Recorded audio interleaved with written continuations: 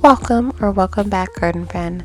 Today we are out in the garden cleaning up and getting ready for spring. And I'm hoping that today we can also get into planting some amazing spring flowers and starting to reclaim a section of lawn for nature, putting in some more native plants and getting the yard ready for a fruitful season. But the first thing we're going to do is head over to our food forest area where I'd like to plant some flowers.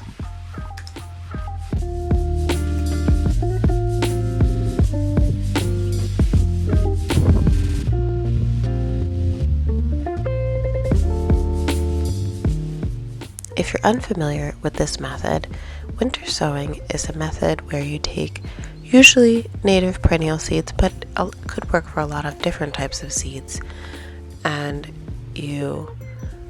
seeds that like a period of cold stratification, or they need to have a period of being in a cold, damp area for a series of weeks or months in order for their seeds to germinate.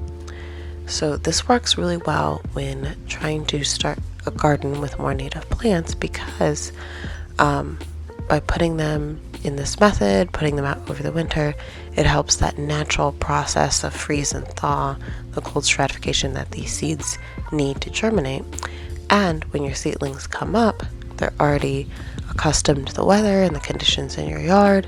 So unlike seedlings that you grow in your house that tend to be a bit weak, and you have to do a period of hardening them off, taking them inside and outside and inside to get them ready for their final debut in the garden.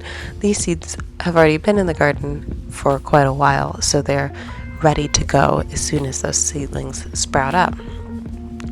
What I have here today is a little bit of a spotted Joe Pye weed, and you can see there's a lot of little baby seedlings that came out of this one plastic jug.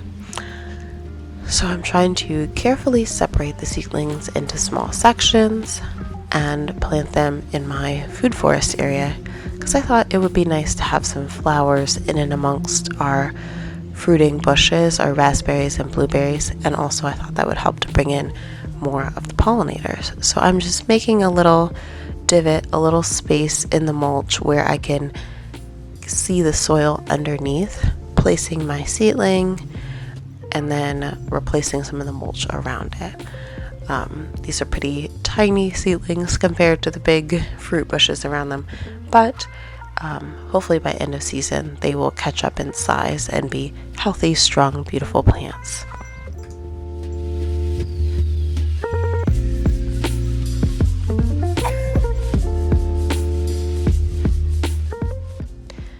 If you're interested in how I was able to start these seedlings, grow these plants from seed in a winter sowing method, I have a full video tutorial on how to do winter sowing in the recycled plastic jugs that I can link in the cards for you to watch.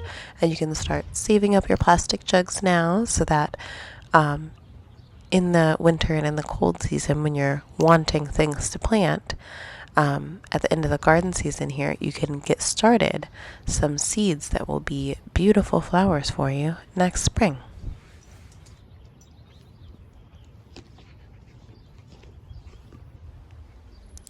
I am excitedly checking my seedlings, just trying to make sure that they are well secured in place. And because I had the recycled jug left over from using it for seed starting, I was thinking about trying to cover the seedlings, but then I wasn't sure if that was going to make them get too hot and suffer a little bit from the heat. So I covered 2 of them and left 2 of them open. So this will be a bit of an experiment to see what works best for transplanting your winter sowing seedlings. I'm finally going to get to something that I've been wanting to do for a really long time, just preparing my wind chime on the shed there. So it should be a quick, super easy project. Let's get into it.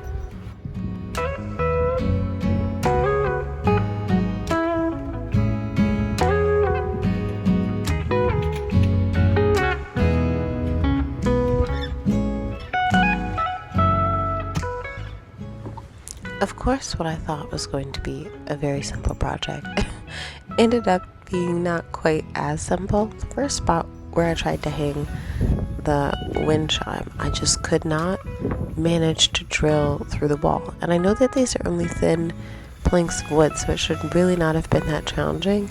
Perhaps there was something on the other side of the wall that I should have checked first, but I ended up abandoning that spot and hanging it in a slightly different spot, slightly more to the left and a little bit down, which may end up being a bit too low. I'll have to see if my little one is constantly knocking over the wind chime, but for now it seems to be working. And I like the spot because you can see it. It's pretty decorative right next to our bird decoration, and it makes a beautiful chime every time the wind blows, so that's pretty exciting.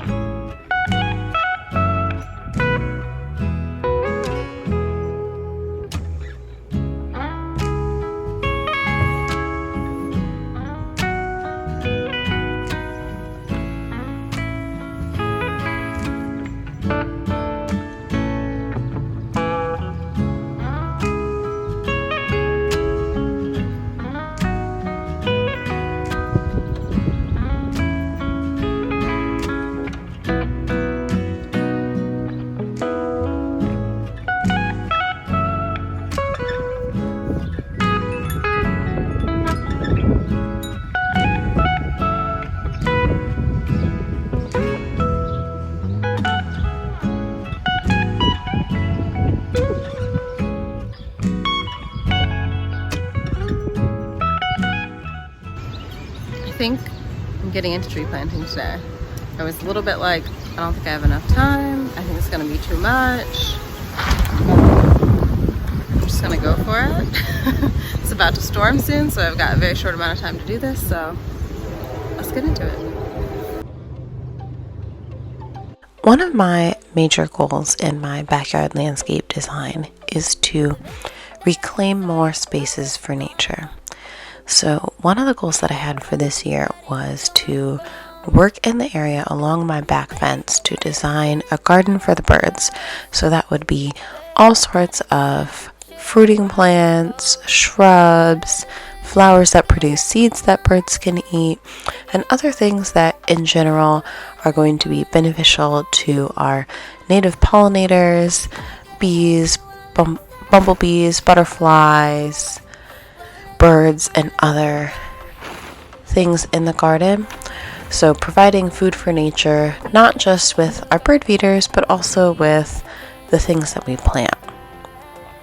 So at the end of last year, I was working on a native landscape design for this back fence area, and a couple of things that I really wanted to add to this area I finally was able to get.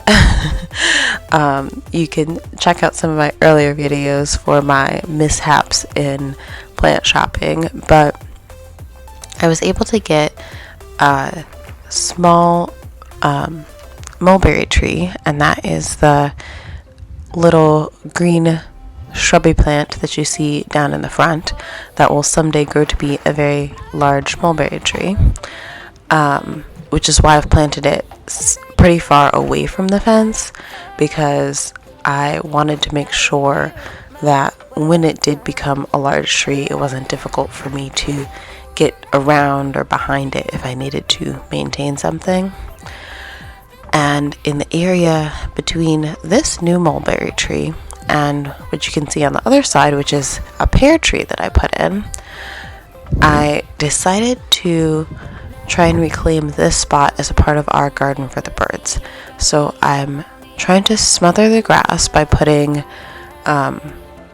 like landscape or construction paper. It's just, honestly, it's not the best method for this. I would suggest you use cardboard boxes if you have them, but I didn't have enough cardboard boxes to cover this entire area, so I used the rolls of brown paper, and then I put mulch over top of it, a good 4 to 6 inches of mulch over the top of the whole thing, which should help suppress weeds at least for the first year. And I may have to do like additional measures in the second and third year as that paper breaks down and the wood chips break down and things start to grow through it. So here you can see these red twigs are something that a friend shared with me. So if you've been along for the ride, you know I've been really wanting to plant some dogwood shrubs.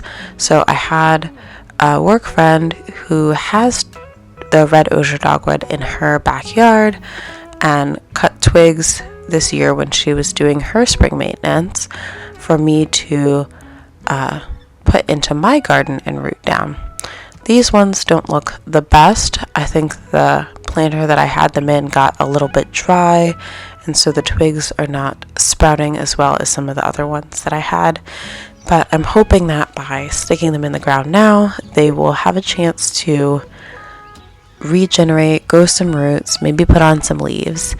And it did in fact storm, so this is the rain or the aftermath. I had to quickly clean up and get back inside because it started raining, but that is good for all the plants that we started today. Thank you so much for hanging out with me today in the garden. It was fun to finally tackle some of the projects that have been on my list for quite a while, get some plants in the ground, and start to see our garden space growing. I'm so excited for what the rest of this year will bring, and I hope that you'll be along to join me. Please feel free to like and subscribe if you enjoyed the video, and I'll see you in the next one. Bye-bye.